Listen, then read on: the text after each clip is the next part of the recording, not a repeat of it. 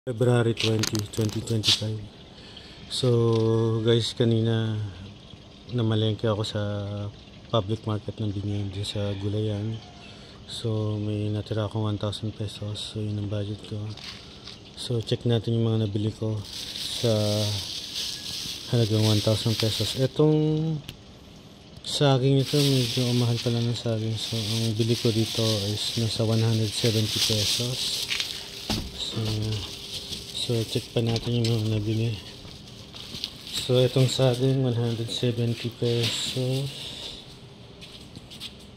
So ito yung mga pang chop suey. Ang ito ano to, 50 pesos ang isa nito eh. So ito 100 pesos to. So lagyan natin dito. Ayan.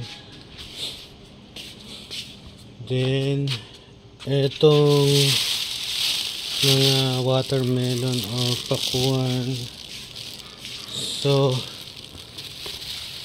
nasa ano to eh, ang tanda ko dito, ang bili ko rito is nasa around 100 pesos each. Nasa ganun, nasa 100 pesos each. Then eto,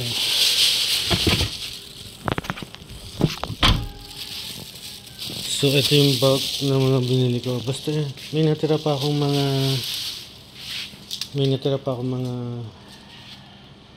20 pesos. So ang nagastos ko kanina sa Binyan is 980 pesos. So ito yung mga nabili ko sa halagang 1,000. So ano to? So check na rin guys .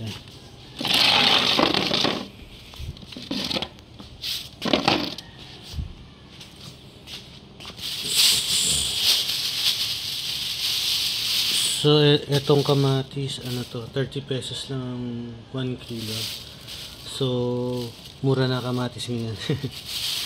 Then eto 2 kilo to.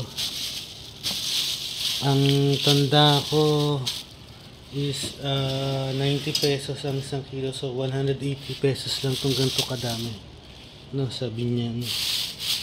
Then itong brown sugar 35 pesos yata, half kilo.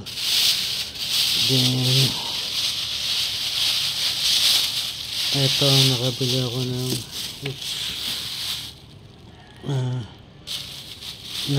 luya. So medyo madami na rin to pag konti lang kayo sa bahay. Ito ba pala yan. Then yung